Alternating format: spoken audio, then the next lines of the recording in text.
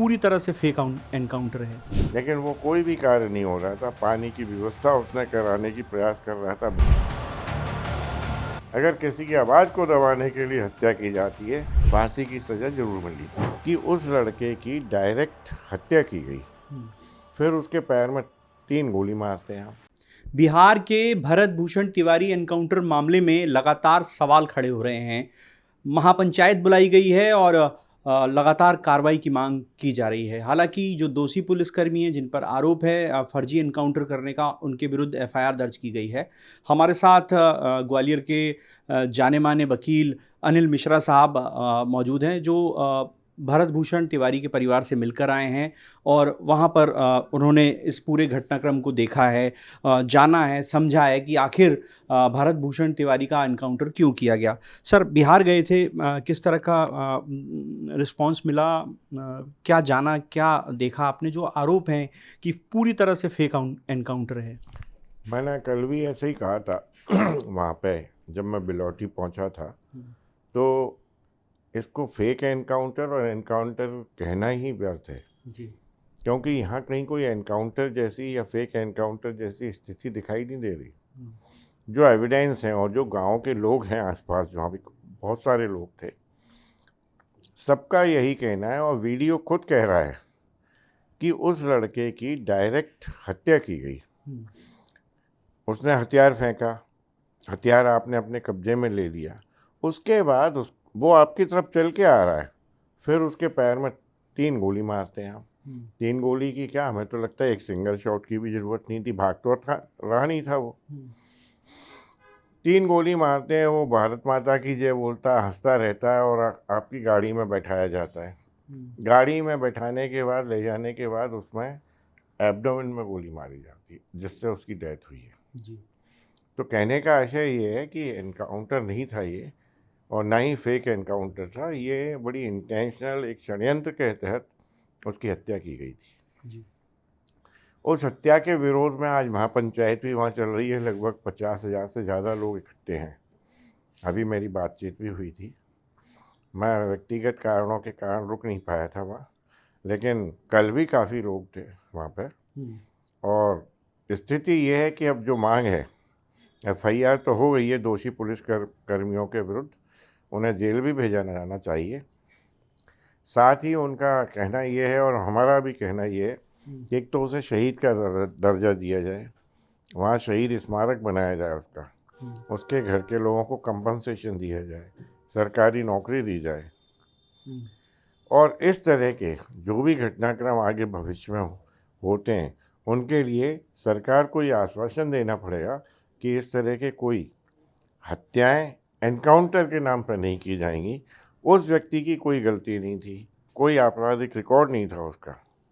उस व्यक्ति ने पुलिस की जोर जबरदस्ती के कारण, क्योंकि वो उन दलितों के लिए आवाज़ उठा रहा था जिन दलितों को विस्थापित किया गया था, वो उसका मांग ही ये थी कि इनको स्थापित किया जाए, पुनर्स्थापित किया जाए, जगह उपलब्ध कराई जाए। इनकी आपने मकान ले लिए, झोंपड़ियाँ ले ली, सब कुछ छिन गया था। तो इसलिए पूरे दलित वर्ग भी उसके साथ जुड़ा था और गांव के समस्त लोग उसके साथ जुड़े हुए थे। पूरा बिहार उसके साथ जुड़ा हुआ था। और आपने देखा कि हत्या पे रोष इतना था, पूरे भारत में रोष था। लोग दूर दूर से वहाँ पहुँच रहे थे और ये कोई पॉलिटिकल मोटिवेटेड नहीं था। ये दोष मानवता और मनुष्यता, इंसानियत के कारण था। जिस तरह से बर्बर रूप से उसकी सरेआम हत्या की गई, तो ये शो करता है कि सत्ताएं जो हैं अपना कुछ भी कार्य या किसी की आवाज़ को दबाने के लिए किसी के विरुद्ध जाकर हत्या के रूप में कुछ भी करवा सकती है। तो इस कारण से आगामी तौर पे हम जो लोग हैं, नागरिक हैं भारत के, उनको ये जागरूकता आनी चाहिए और जागृत होना चाहिए कि इस तरह के सत्ता के क्रियाकलापों को रोका जाना आवश्यक है। क्योंकि बिगड़ सत्ता के या इशारे या षड्यंत्र के किसी इंस्पेक्टर या डीएसपी की कोई औकात ही नहीं थी कि वो इस तरह से एनकाउंटर करता। 2 बार पहले भी ट्राई कर चुके थे। एक बार का वीडियो उसके दरवाजे पे गए तो लौट आए, उसको आशंका हो चुकी थी। तो वो एक दिन पहले बता रहा था, उसका भी वीडियो अवेलेबल है सोशल मीडिया पे, कि मेरा एनकाउंटर हो सकता है, मेरी डेड बॉडी को ऐसे डोनेट कर देना। बहुत सारी चीज़ें चल रही थी। और पिस्टल जहाँ तक थी, पिस्टल उसने 3 दिन पहले ही खरीदी थी। वो भी उसने अपने माँ के द्वारा दिए गए एक लॉकेट था सोने का, हैंड टू माउथ, पुअर घर से था, कोई ऐसा नहीं था जमींदार था। आपने घर भी देखा होगा, 2 कमरों का घर था बेचारे का। उस लॉकेट से जब वो पिस्टल इसीलिए खरीद के लाया था कि पुलिस बारंबार उसका एनकाउंटर का प्रयास कर रही थी, तो एक डर और भय समाया हुआ था पूरे परिवार में जी। और उसने पिस्टल का कोई यूज़ नहीं किया कभी भी। ज़्यादा से ज़्यादा हो सकता है तो उसके खिलाफ केस बनाते, तो आप एक 25-27 आर्म्स का केस बना सकते थे। तो चला नहीं था अगर वेपन, तो 27 भी नहीं लगना थी उसमें। तो ये असंवैधानिक कृत्य था सरकार का और पुलिसकर्मियों का, इसलिए इसमें उन्हें कड़ी से कड़ी सज़ा मिलनी ही चाहिए। और मैं समझता हूँ कि इस दशाओं में, इन परिस्थितियों में सीएम को भी त्यागपत्र दे देना चाहिए। जी। इसके पीछे मुख्य वजह क्या मानते हैं? मुख्यमंत्री की क्या भूमिका है, जैसे आप सवाल खड़े कर रहे हैं?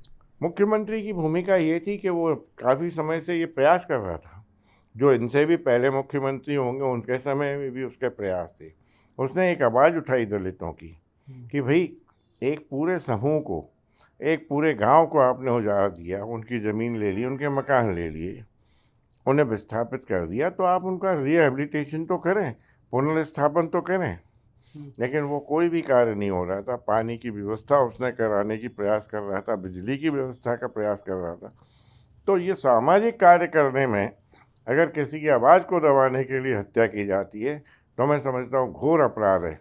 और जिन पुलिसकर्मियों ने गोली मारी है, मैं उनके लिए ये निवेदन करूँगा सरकार से कि कड़ी से कड़ी सज़ा का प्रावधान किया जाए, कड़ी से कड़े एविडेंस इकट्ठे किए जाएं और उन्हें कम से कम गोली मारने वालों को फांसी की सज़ा जरूर मिलनी चाहिए। जी।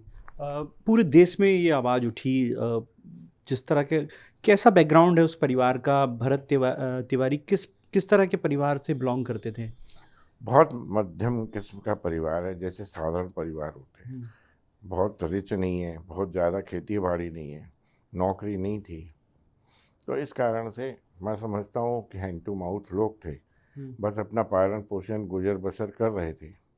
और वो वीडियो में भी दिखाई दे रहा है, मैं तो वहाँ स्वयं मौजूद रहा, गया, काफ़ी रुका रहा, मैं 6-8 घंटे वहीं रहा। तब मेरी सभी लोगों से, गांव वालों से भी बातचीत हुई, वहाँ जो मुखिया हैं उनसे भी बात हुई। तो कहने का मतलब यही है कि इससे दुर्दांत कुछ नहीं हो सकता जो इस समय सरकार ने और पुलिसकर्मियों ने किया।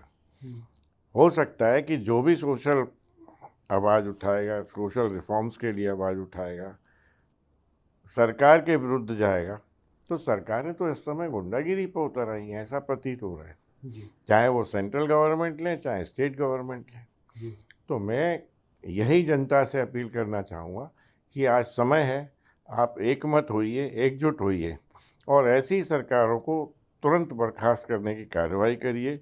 आगामी आने वाले जो आपके चुनाव हैं, जो आपका अधिकार है, उस अधिकार का प्रयोग अच्छे ढंग से एक विकल्प के रूप में किया जाए, क्योंकि हमें किसी भी राजनीतिक दल से अब कोई आशा नहीं बची।